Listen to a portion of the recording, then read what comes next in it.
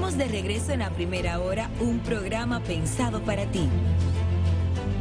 Bueno, muchísimas gracias por continuar con nosotros aquí en A Primera Hora, que a primera hora nos visita una figura que le tenemos muchísimo cariño, pero sobre todo respeto y admiración por el trabajo que realiza.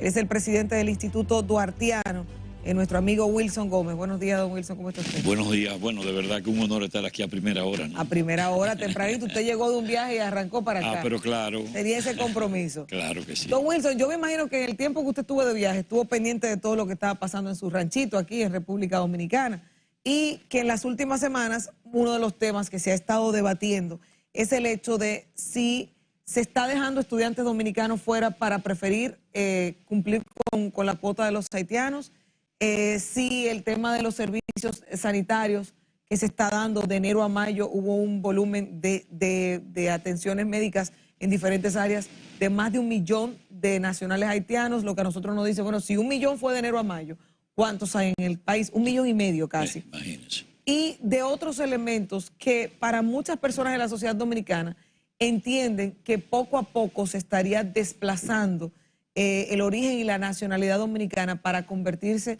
en una isla ya unida por completo. ¿Qué usted le opina? ¿Qué le parece estos puntos?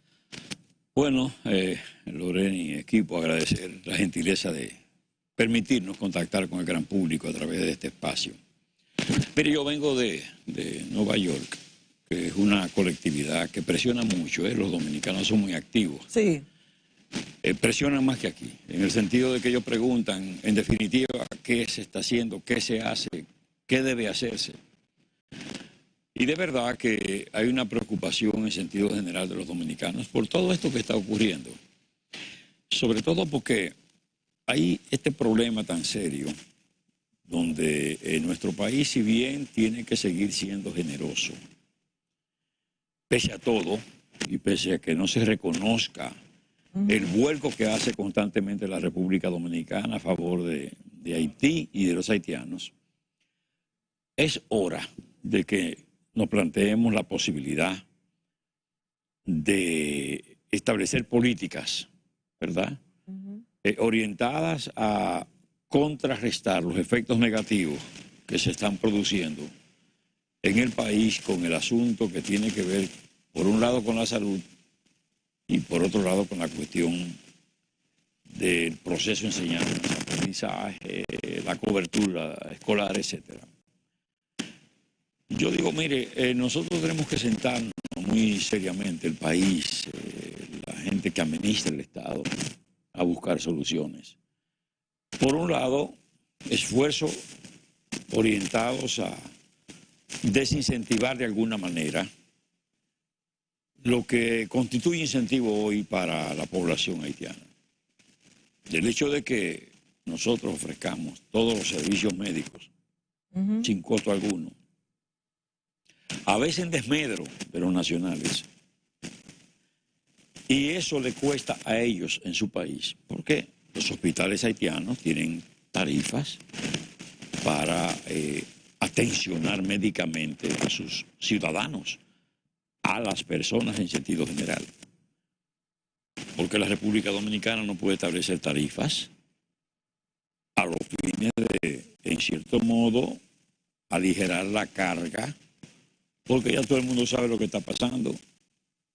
Es que los presupuestos nuestros están desbordando inclusive los presupuestos que con respecto a las mismas actividades reservan los haitianos para sus gentes. Es decir, en educación nosotros tenemos una proporción mayor invertida en esos niños que son haitianos, que están aquí de familias indocumentadas e ilegales. Una proporción mayor a la que está reservada en el presupuesto de Haití. Y eso significa mucho. A pesar de que el ministro de Educación, Ángel Hernández, dijo que es una hipocresía, porque cuando se va a Estados Unidos o en España, los dominicanos que tienen hijos irregulares los tienen en las escuelas. Dice el ministro Hernández que la matrícula de estudiantes haitianos en el país solo representan menos de un 7%, y dice que lo que se está tratando de garantizar es un lugar para cada infante dominicano que necesite escolarización. ¿Qué usted opina de eso? A mí me parece que ese tipo de razonamiento se aparta mucho de la realidad. ¿Por qué?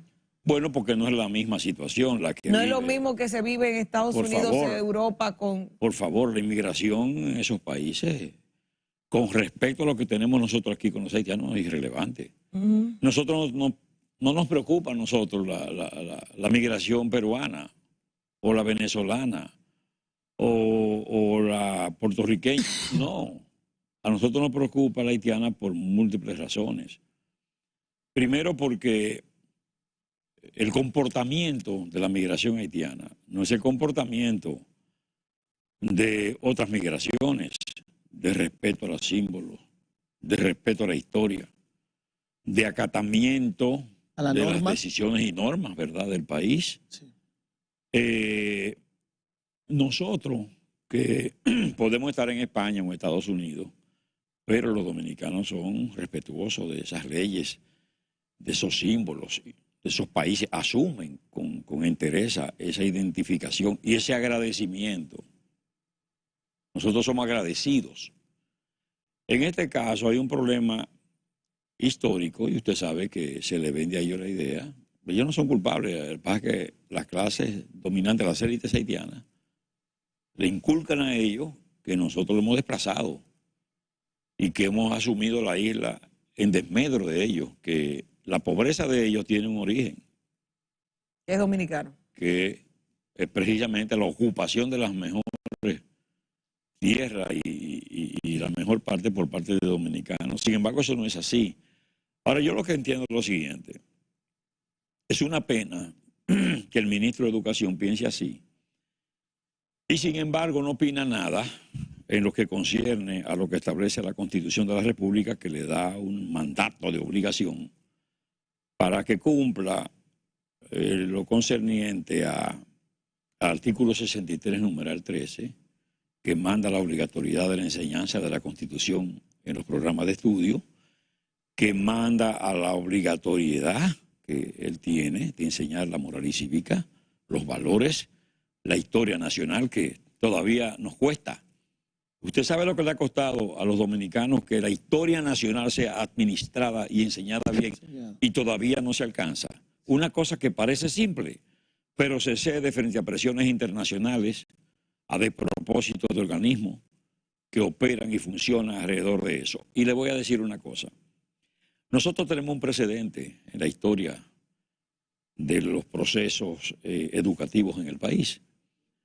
Cuando la cuestión cafetalera tenía una gravitación fuerte en la economía, muy fuerte, aquí había dos calendarios escolares. Uno, el regular, y otro para la zona cafetalera. Y se hablaba del calendario escolar para la zona cafetalera. ¿Por qué? Bueno, porque en esa época los padres y los niños en los campos tenían que dedicarse al cultivo, a la recogida del café. Los niños participaban en esos procesos, ¿verdad? Ellos recolectaban el fruto del café caído y ese era un trabajo que se les reservaba a la familia en sentido general. Bueno, perfectamente, aquí hay que pensar en un calendario especial para esos niños haitianos. Nosotros tenemos que hacer dos calendarios porque es que el problema es el siguiente. Los profesores no están en libertad, no tienen libertad para ellos tratar la historia en los términos que tienen que ser tratadas. ¿Por qué? Porque se O con cohíben. una población de un 60%, 70% en algunos casos en zonas que son... Pero entonces Mira, yo no había pensado eso así. No lo había pensado así yo tampoco. Se cohíben de decir la historia como fue porque entonces pueden tener una represión. Pero claro, porque yo le voy a decir una cosa, hay una resistencia permanente porque, ¿qué pasa? Nosotros vamos no a la zona fronteriza y semifronteriza, al país. Nosotros vamos a los campos del país. Nosotros vamos, por ejemplo, a lugares que tú dices, bueno, no es fronterizo, al contrario, está en un extremo. El caso de San José de los Llanos. Bueno, el liceo encuentra el 40% haitiano de la población escolar. Entonces, ese profesor que está bregando con adolescentes no tiene libertad Y se para puede dar una enseñar la situación historia. incómoda ahí entre dominicanos y haitianos en un tema de discusión histórica. Exactamente. Sí se puede dar. Claro que sí. Entonces, sí, perdón. Perdón, don Wilson. Sí. Yo quería hacerle, porque hay dos preguntas. Usted ha desatado una cuanta cosa. Hay una que quiero hacerle que es de actualidad y hay otra que siempre he querido preguntarle.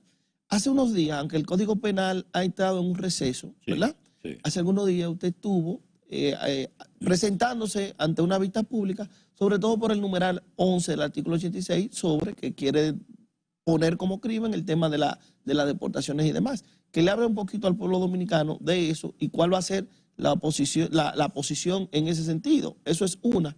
Y la otra es, el pueblo dominicano conoce a Juan Pablo Duarte. Ay.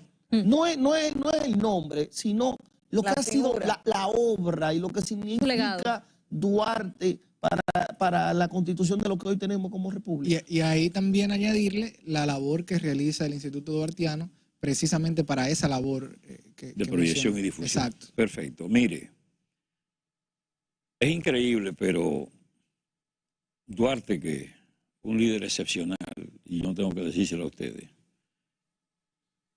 un hombre de una visión impresionante. Es decir, ningún fundador de patria previó tanto para la patria fundar como Duarte, que le dio el nombre República Dominicana, que describió la bandera nacional en el juramento y es la bandera que tenemos, que hizo una reserva con respecto al escudo nacional, escudo de armas, que lo dijo que tendría. Las palabras sacramentales Dios, patria, libertad, que hoy la Constitución de la República retiene en el artículo 34 como lema nacional. Un proyecto de constitución, o sea, él como visionario al fin. Conceptualizó todo lo necesario. Lo concerniente a la esencia misma de una nación y de un Estado. Entonces, con ese mismo enfoque, él hablaba de los buenos dominicanos, a sabiendas de que había malos dominicanos. Él inclusive construyó lo que podríamos decir un neologismo, una palabra nueva a partir de dos raíces griegas. Le llamó a esos malos dominicanos orcopolitas, que significa literalmente ciudadanos del infierno. Duarte estaba convencido de esa maldad que existía entre los nuestros. Y eso se expresa, y esas son cosas que hay que ver. ¿Quién introdujo en el Código Penal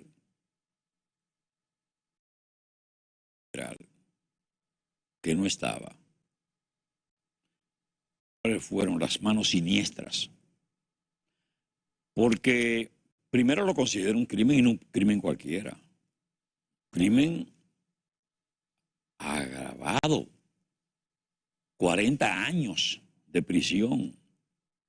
Al traslado forzoso de inmigrantes. Al traslado de inmigrantes de un lugar a otro de manera masiva. Óyete, pero si tenemos aquí una ocupación masiva, aquí no se ha hecho la repatriación que hay que hacer, en verdad. Pero voy a decir una cosa, aquí hay un problema serio, la falta de autoridad. Tengo que decirlo. Y no digo de este gobierno, de los que administran actualmente el Estado. Es una cosa que viene de hace unos años para acá, que tiene que ser preocupante.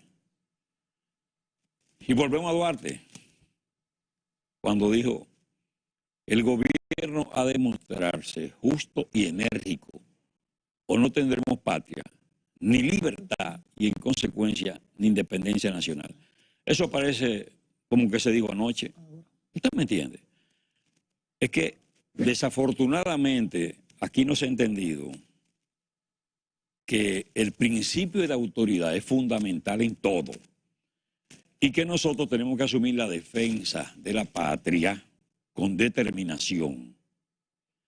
Ese artículo 86, numeral 11, por poco pasa. Por poco pasa. Y usted sabe lo que significaba eso para este país y para sus intereses y para los intereses supremos de la nación. Ataba de manos el tema de poder deportar. Más de lo que estamos, porque yo le voy a decir una cosa, aquí se habla mucho de deportación, pero aquí las deportaciones no están siendo ni por asomo, en proporción a la cantidad de ilegales que hay en el Además, que territorio nacional. usted tiene que saber del negocio que es la deportación. Te paro en aquella esquina son 5.000, en aquella son 10.000, en aquella son 15.000. Y eso es un tema que ningún director de migración en los últimos años ha podido Bueno, resolver. eso es parte de la irresponsabilidad. Pues yo le voy a decir una cosa. Si hay una voluntad política expresada, Eso sí. porque aquí se cumplen leyes como la de aduanas, que se cumplen. ¿Usted me entiende? Se cumplen las leyes de migración con respecto a los dominicanos. ¿Y qué dominicano pasa por ese aeropuerto? Sin el rigor y sin sentir el peso de la autoridad migratoria. Pero eso no se expresa de allá para acá. De Haití para acá no se expresa esa autoridad, ni esos controles. ¿Entiende? Otras leyes que se cumplen, bueno, la de impuesto interno, pago de tributo e impuestos. Pero después las demás leyes. ¿Qué dice el Código Laboral? Bueno, 70-30. 80-20. 80-20. Pero se aplica. Las leyes migratorias tienen la aplicación que tienen que tener para sancionar a toda esta gente que está empleando mano de obra ilegal e indocumentada. Pero tampoco se ha puesto en práctica una política agresiva en los términos en que se requiere desde el punto de vista diplomático para edificar al mundo, para que la gente conozca la razón de la situación que se nos presenta, para que se sepa que nosotros no es verdad que somos discriminadores ni xenófobos. No somos los Ay, por malos. Dios. No. ¿Usted vio lo de la nicaragüense que Pero- habló en Haití, que estaba con los haitianos? ¿Usted vio podemos colocar un momentito la nicaragüense para que don Wilson la vea? Vamos a escuchar, señor director. De lo que yo estoy mirando aquí en Haití es que ustedes están trabajando para independencia totalmente de la República Dominicana. Haiti travail n'a fait là parce que n'a commis pour une vraie indépendance. Une vraie indépendance dans mais dominicaine, République dominicaine.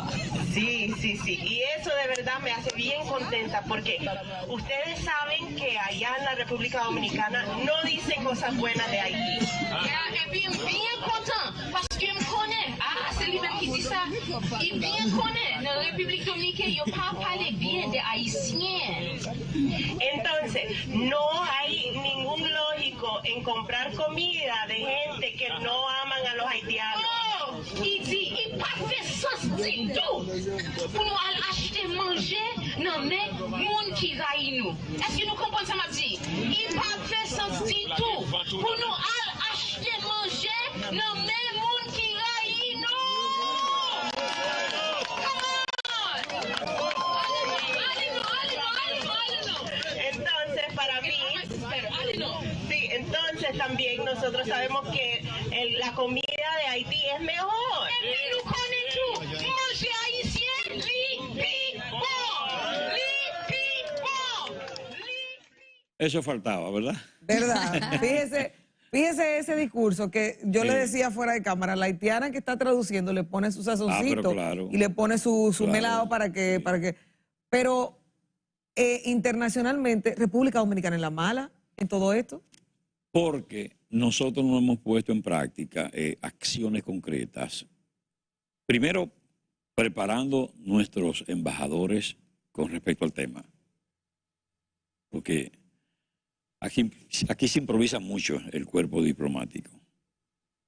Haití no improvisa eso.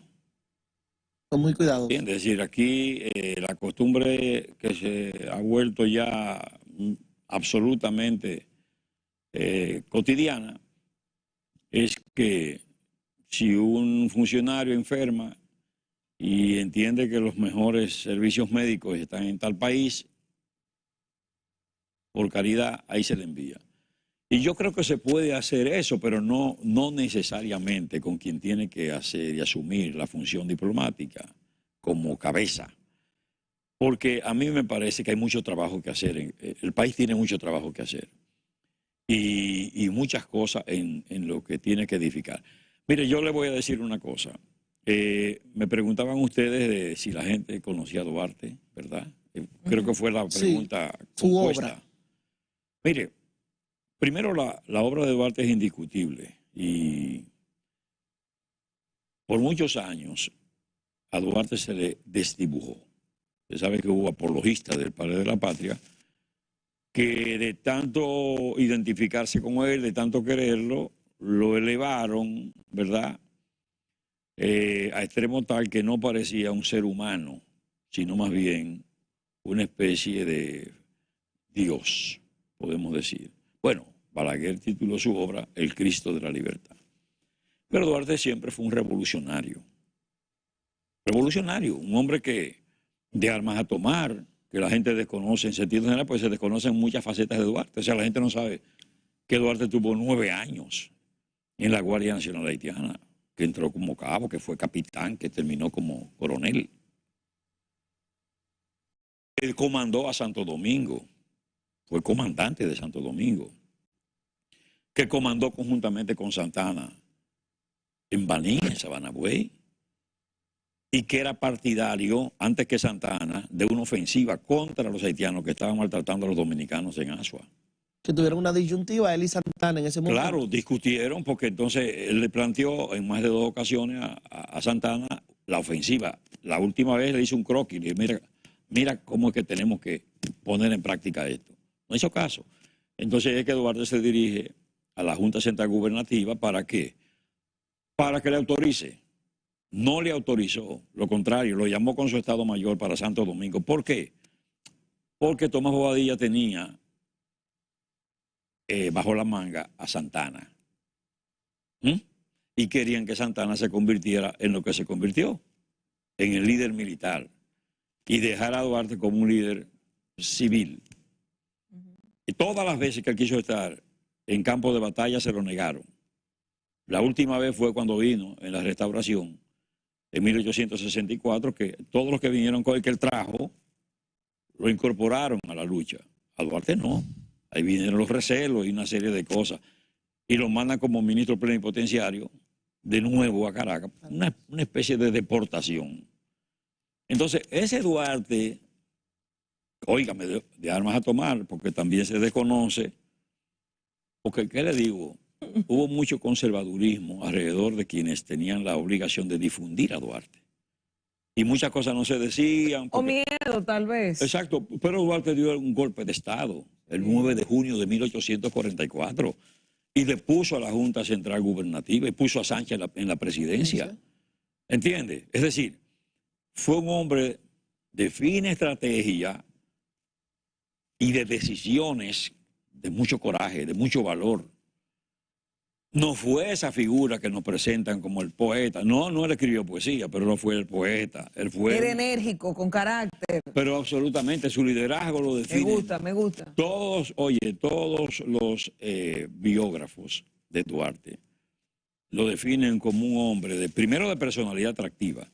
Segundo, con una visión muy clara. Tercero, con seguridad respecto de lo que quería. Cuarto, un hombre recto, rectitud de conciencia. Lo que sí, sí, lo que no, no. Y no transigía con principios. Totalmente. Ya, ¿entiendes? Me gusta Duarte. ¿Por qué fue el golpe de Estado? Porque se quería comprometer la península y Bahía de Samaná, cediéndosela de por vida a Francia. Y él desmontó ese despropósito de las autoridades francesas aquí en combinación con Santana y ese grupo. Y entonces tenemos en Duarte una figura que definitivamente, que en su proyecto de constitución habla en 3 artículos de lo que es la soberanía y que lo pone en práctica. Además, si usted toma ese proyecto de constitución de Duarte, se va a dar cuenta lo avanzado de este hombre.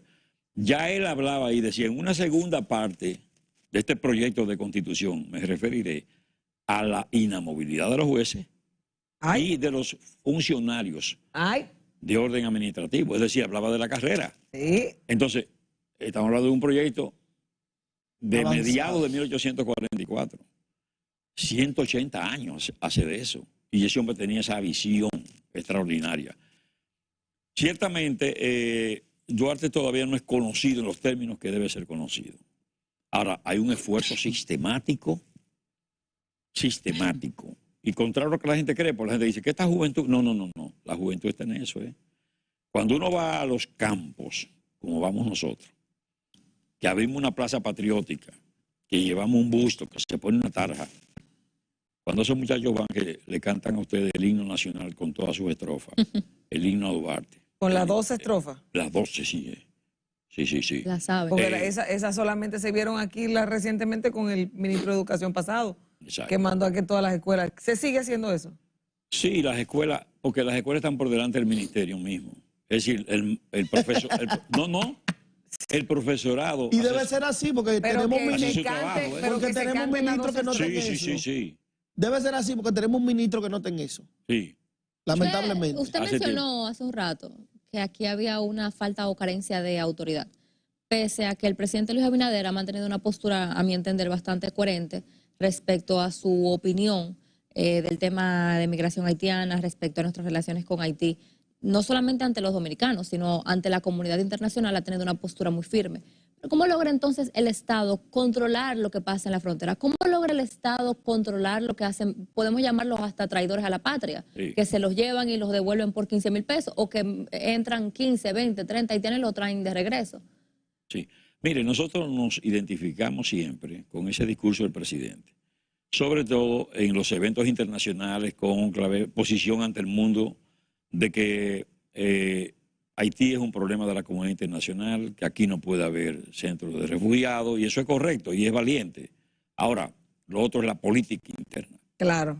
Porque el problema es el siguiente: si usted hace un ajuste importante a los trabajadores del campo en su salario, que son predominantemente haitianos y muchos indocumentados ilegales, si usted fomenta ese incremento salarial en los trabajadores de la construcción que se hizo, si usted crea un régimen para la doméstica, inclusive un régimen que no se pudo cumplir de tan ambicioso, Demasiado.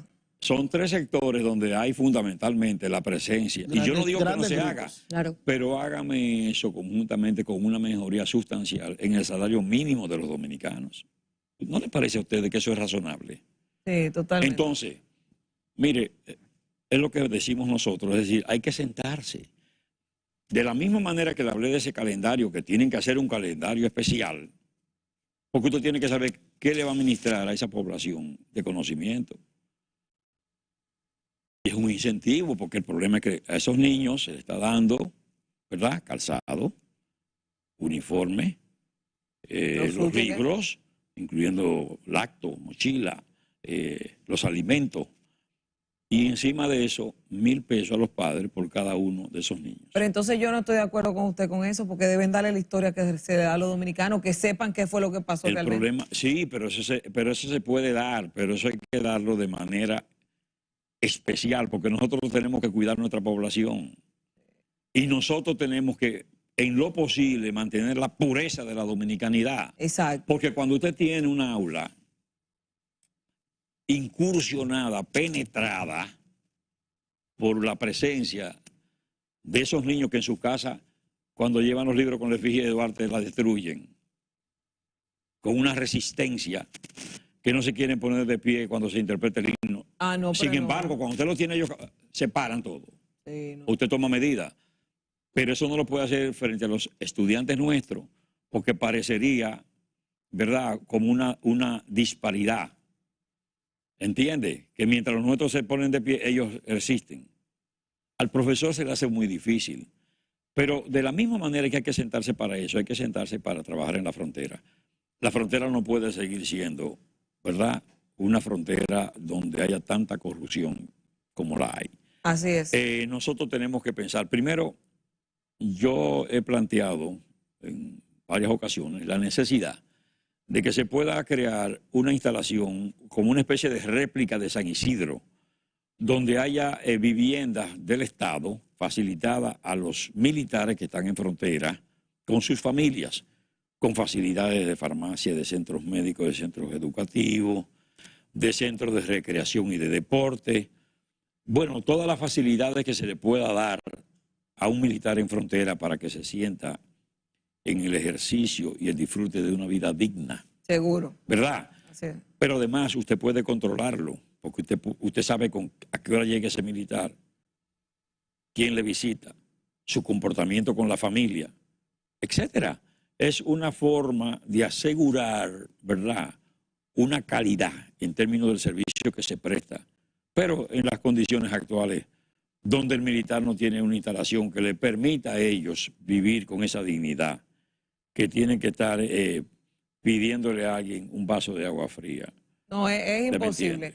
Don Wilson, nosotros queremos agradecerle como siempre su participación aquí, de extenderle la visita para que nos siga edificando y presentando esas propuestas, pero sobre todo para que la población dominicana esté atenta de que nosotros aquí como medio de comunicación responsable estamos tratando de que los principales valores de la República Dominicana, nuestros símbolos patrios y otros elementos que nos identifican como nación, estén siempre de frente y ante la sociedad bien erguidos. Así que don Wilson Gómez, presidente del Instituto Duartiano, estuvo con nosotros. En breve recibimos a Yatzel Román, que nos habla de Venezuela y algunas situaciones que están pasando en esta política internacional. No se muevan.